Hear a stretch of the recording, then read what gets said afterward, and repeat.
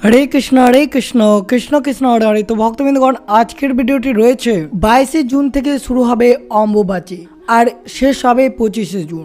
অবশ্যই হিন্দু ধর্মের শাস্ত্রে অম্বুবাচীর বিশেষ মাহাত্ম্য রয়েছে স্বীকৃতি। আর এই অম্বুবাচী উৎসবটি পালিত হয় ভারতের তন্ত্র সাধনের অন্যতম সিদ্ধ স্থান আসামের গুয়াহাটির কামাখ্যা মন্দিরে। আর এই কামাখ্যা মন্দিরের সম্পর্কে যদি এই বিশেষ জিনিসগুলো বা বিশেষ তথ্যগুলো যদি আপনারা জানতে পারেন তাহলে অবশ্যই আপনি অবাক হতে পারবেন।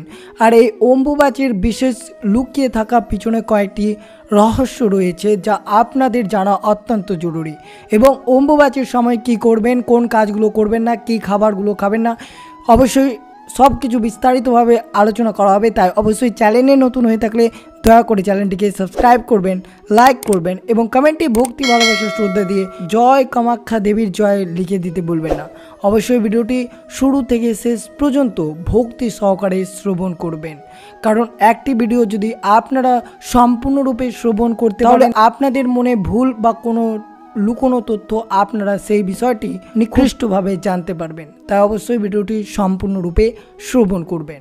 তো শুরু করা যাক আজকের ভিডিওটি। কামাখ্যা মন্দির গুয়াহাটি, যা শহরের পশ্চিম দিকে নীলাচল পাহাড়ে অবস্থিত। তর্কযোগ্যভাবে এটি সবচেয়ে বিখ্যাত স্মৃতিস্তম্ভ এবং প্রতিটি ভক্তির ভ্রমণ পথেই থাকা উচিত। মন্দিরটি দেবী কামাখ্যাকে উৎসর্গীকৃত এবং 51টি শক্তি পীঠের মধ্যে একটি, যা প্রাচীনতম। মন্দির কমপ্লেক্স অসংখ্য পৃথক মন্দির রয়েছে, যার প্রতিটি শক্তি ধর্মের 10টি মহাবিদ্যার একটিকে প্রতিনিধিত্ব করে। মন্দিরটি শুধুমাত্র তান্ত্রিক উপাসকদের আবেদন করে না, বরং সারা দেশ থেকে হিন্দু তীর্থযাত্রীদের ভিড়ও আকর্ষণ করে।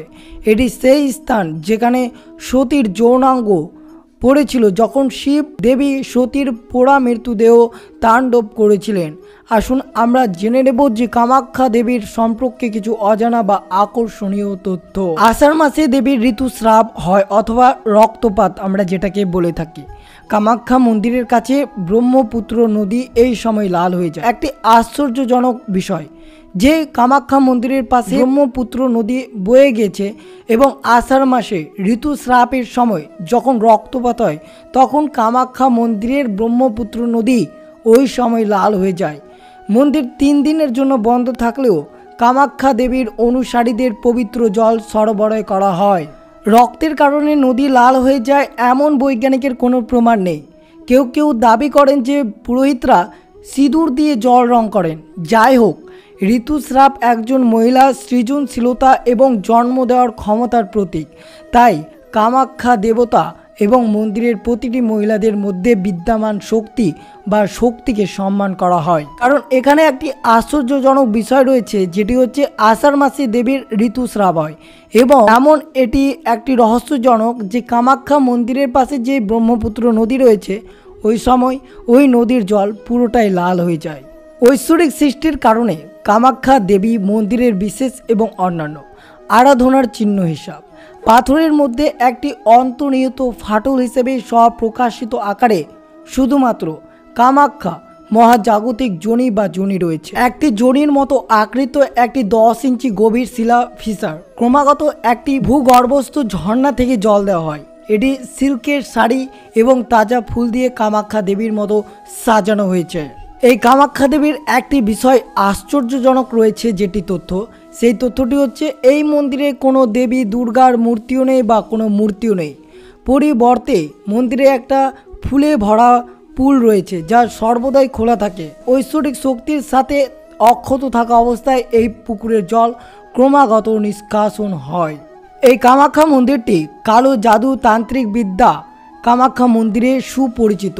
এখানে বিভিন্ন ধরনের ব্ল্যাক ম্যাজিকও করা হয়। তান্ত্রিক বিদ্যা ভগবান শিব দ্বারা ঈশ্বরের কাছে যাওয়ার উপায় হিসেবে বিকশিত হয়েছিল, কিন্তু কিছু লোভী ব্যক্তি যখন তাদের নিজস্ব লাভের জন্য এই শক্তি ব্যবহার করে, তন্ত্রের শীর্ষ স্থান কামাখ্যা প্রতি বছর হাজার হাজার রহস্যবাদীকে আকর্ষণ করে। অম্বুবাচী মেলা হলো একটি জমায়েত স্থান এবং মানুষের জন্য এক পায়ে ঘন্টার পর ঘন্টা দাঁড়িয়ে বা গর্তে মাথা রেখে দাঁড়িয়ে তাদের মানসিক ক্ষমতা প্রদর্শনের একটা সুযোগ। এই অম্বুবাচী উৎসবের সময় অনেক ধরনের বিভিন্ন ধরনের ব্ল্যাক ম্যাজিক হয়ে যায়, যার দ্বারা নিজেদের তন্ত্র সাধনার জন্য এই ব্ল্যাক ম্যাজিক করা হয়ে থাকে। বিভিন্ন ধরনের কালো জাদু, তান্ত্রিক বিদ্যা, এই কামাখ্যা মন্দিরে বিভিন্ন ধরনের প্রচলিত বিদ্যা করা হয়ে থাকে, যেটি এই অম্বুবাচীর সময় একটি খুব আকর্ষণীয় জায়গা হিসেবে পরিচিত। তাই এই জায়গাটি তান্ত্রিকদের জন্য খুবই বিখ্যাত একটি জায়গা। কামাখ্যা মন্দিরটি কামরূপ কামাখ্যা মন্দির বা কামাখ্যা মন্দির, যেটি গুয়াহাটি, আসাম এবং উপমহাদেশের প্রাচীনতম হিন্দু মন্দিরগুলির মধ্যে একটি। মন্দিরটি নীলাচল পাহাড়ে অবস্থিত। সনাতন ধর্ম অনুসারে কামাখ্যা মন্দিরটি তৈরি হয়েছিল যখন হিন্দু দেবী পার্বতী ভগবান শিবকে তার জন্য একটি মন্দির তৈরি করার আদেশ দিয়েছিলেন, যাতে তিনি নিজের জন্য উপযুক্ত স্বামী না পাওয়া পর্যন্ত শান্তিতে ধ্যান করতে পারেন। সেই জায়গাটি পাওয়া গেল যেখানে প্রতি বছর দেবীর সময়কে সম্মান জানাতে অম্বুবাচী মেলা অনুষ্ঠিত হয়। কামাখ্যা মন্দিরটি 4তম এবং 9তম শতাব্দীর, কিন্তু তারপর থেকে এটি বহুবার পুনর্নির্মাণ করা হয়েছে। এর চূড়ান্ত হাইব্রিড শৈলকে নীলাচল বলা হয়। এটি শাক্ত হিন্দু ঐতিহ্য 51টি পীঠার মধ্যে একটি। 19 শতকে ঔপনিবেশিক শাসনের সময় একটি বাঙালি শাক্ত হিন্দুদের জন্য একটি উল্লেখযোগ্য তীর্থস্থান হয়ে ওঠে এই কামাখ্যা মন্দিরটি। 3টি বিশেষ পর্বে পুজো করা হয় এই কামাখ্যা মন্দিরে। কিছু লোক মনে করে যে কামাখ্যা মন্দিরের পুজোর সময়ের সাথে সাথে 3টি পর্যায়ে পরিবর্তন হয়েছে। শ্লুচ্ছেদের অধীনে জনি, পালদের অধীনে জগনী এবং কোচদের অধীনে মহাবিদ্যা। মূল মন্দিরের আশেপাশে একদল ছোট মন্দির শাক্ত ধর্মের সবচেয়ে গুরুত্বপূর্ণ 10টি দেবীকে উৎসর্গ করা হয়েছে। ত্রিপুরা সুন্দরী, মাতঙ্গী এবং কমলার দেবতার মূল মন্দিরে বাস করে। বাকি 7টি তাদের নিজস্ব মন্দিরে থাকে। এমন অনেক জায়গায় নেই যেখানে এক জায়গায় মহাবিদ্যার সমস্ত মন্দির পাওয়া যাবে। কামাখ্যা মন্দির তৈরির পিছনের রহস্যটা কি? একসময় কালিকা পুরাণ অনুসারে জানা যায়, শিব যখন সতীকে নিয়ে কৈলাসে যাচ্ছিলেন তখন তার পিতা দক্ষিণ তাকে এবং তার স্ত্রীকে অপমান করেছিলেন। ক্রুদ্ধ হয়ে সতী আগুনে ঝাঁপ দিয়ে আত্মহত্যা করেন। শিব যখন এই ঘটনা জানতে পারলেন, তিনি শোকে ক্রুদ্ধ হলেন এবং সারা বিশ্বে সতীর দেহাবিশেষ খুঁজতে লাগলেন। অবশেষে তিনি তার জনিকে আসামের কামাখ্যায় পাহাড়ে খুঁজে পান, যা কামাখ্যা মন্দির নামে পরিচিত। পার্বতী রূপে পুনর্জন্মের পর সতী কার্তিকেয় নামে একটি ছেলের জন্ম দেন, তাই তিনি কামাখ্যা বা কার্তিকেয় মা নামে পরিচিত। কিছু লোক বিশ্বাস করেন যে ইয়োনি স্থান তার যোনির পরিবর্তে সতীর গর্ভ, কিন্তু অন্যরা একমত নয়। আসামের গুয়াহাটির নীলাচল পাহাড়ের কামাখ্যা মন্দির সম্পর্কে আরও বিশেষ কিছু গল্প রয়েছে। এটি তন্ত্র অনুশীলনের সবচেয়ে পূজনীয় স্থান এবং এটি প্রাচীনতম শক্তিপীঠগুলির মধ্যে একটি।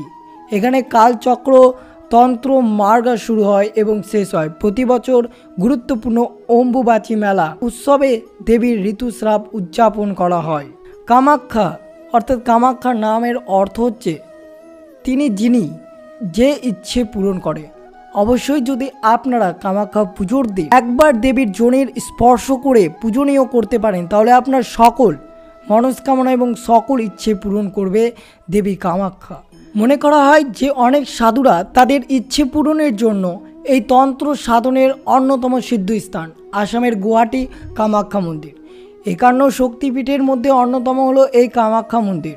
এখানে সতীর অঙ্গ পড়েছিল। কামাখ্যা মন্দির এলে কেউ খালি হাতে যায় না। নিজের ভক্তদের সমস্ত মনস্কামনা পূরণ করেন কামাখ্যা দেবী। সারা বছর এই মন্দির খোলা থাকলেও অম্বুবাচীর সময় কামাখ্যা মন্দির বন্ধ থাকে। হিন্দু ধর্মশাস্ত্রে অম্বুবাচীর বিশেষ মাহাত্ম্য স্বীকৃতি রয়েছে। চলিত বছরে 2024-এ 22শে জুন থেকে অম্বুবাচী শুরু হবে এবং শেষ হবে 25শে জুন থেকে। অম্বুবাচীর উপলক্ষে কামাখ্যা মন্দিরে একটি উৎসব আয়োজিত হবে। অনেকেই বিশ্বাস করেন যে অম্বুবাচীর সময়টুকু বিধবা মহিলারা 3 দিন ধরে ব্রত রাখেন। অম্বুবাচীর আগের দিন রান্না করা খাবার 3 দিন ধরে খেতে পারেন। তবে 3 দিনের পুরনো খাবার খাওয়া তো সম্ভব নয়, তাই অনেকেই ফলমূল খেয়ে কাটিয়ে দেন সময়টা। 3 দিন তারা কোনো গরম খাবার খান না। এই সময় দেবী পুজো করা হয় না। অম্বুবাচীর সময় হাল ধরা, গৃহপ্রবেশ, বিবাহ ইত্যাদি শুভ কাজ করা নিষিদ্ধ থাকে। দেবীর মুখ ঢেকে রাখা হয় এই সময়। মন্দির থেকে এই সময় লাল তরল নিঃসৃত হয় বলে বিশ্বাস। আর এই সময় কামাখ্যা মন্দিরের পাশে রয়েছে ব্রহ্মপুত্র নদী, যেই নদীটি এই সময় পুরোই লাল হয়ে যায়। উড়িষ্যার এই পার্বণকে রজোৎসব বলা হয়। সতীপীঠ কামাখ্যায় এই উৎসব বড় করে পালিত হয়। কথিত আছে এই সময় মন্দির থেকে লাল তরল নিঃসৃত হয়। দেবীর ঋতুকাল সমাগত মনে করে উৎসব পালিত করা হয়। অম্বুবাচীর আরেকটি গুরুত্বপূর্ণ দিক হলো অত্যন্ত সম্মানিত অঙ্গবস্ত্র বা রক্তবস্ত্র। প্রথম 3 দিন মন্দিরের পীঠ স্থান ঢেকে রাখার জন্য ব্যবহৃত লাল কাপড়ের টুকরো। প্রচুর পরিমাণের ভক্তরা এই একটি কাপড়ের টুকরো পাওয়ার জন্য অপেক্ষা করে, যা কারো শরীরে বেঁধে রাখলে এটি খুবই শুভ এবং উপকারী বলে বিশ্বাস করা হয়। অবশ্যই মাথায় রাখবেন, শাস্ত্রমতে অম্বুবাচীর সময়ে বিশেষ কিছু কাজ করার কথা বলা হয়েছে। অবশ্যই সেগুলো আপনারা আপনার গৃহে অবশ্যই করবেন। যে কয়েকদিন অম্বুবাচী থাকবে সেই সময় ঠাকুর ঘরের দেবীর ছবি, মূর্তি লাল কাপড় দিয়ে ঢেকে রাখবেন। অম্বুবাচী শেষ হওয়ার পর দেবীর আসন পাল্টে নিন। তারপর স্নান করিয়ে পুজো শুরু করতে পারেন। বাড়িতে তুলসী গাছ থাকলে তার গোড়ায় মাটি দিয়ে উঁচু করে রাখতে ভুলবেন না। এই সময় কোনো শুভ কাজ করবেন না। অম্বুবাচীতে বেশ কিছু কাজ করা মানা থাকে, যা না মানলে আপনার জীবনে কষ্ট আসতে পারে। তাই অবশ্যই এই অম্বুবাচীতে এই বিশেষ কাজগুলো অবশ্যই করবেন আপনি আপনার গৃহে। এই ছিল ভিডিওটি ভালো লাগলো অবশ্যই চ্যানেলটিকে সাবস্ক্রাইব করবেন, লাইক করবেন, কমেন্টে ভক্তি ভালোবাসা শ্রদ্ধা দিয়ে জয় মা কামাখ্যা দেবীর জয় লিখে দিতে ভুলবেন না। অবশ্যই অম্বুবাচীর সময় কোন ধরনের প্রশ্ন আপনারা জানতে চাইছেন অবশ্যই ভিডিওর কমেন্ট বক্সে আপনারা লিখে দিতে ভুলবেন না।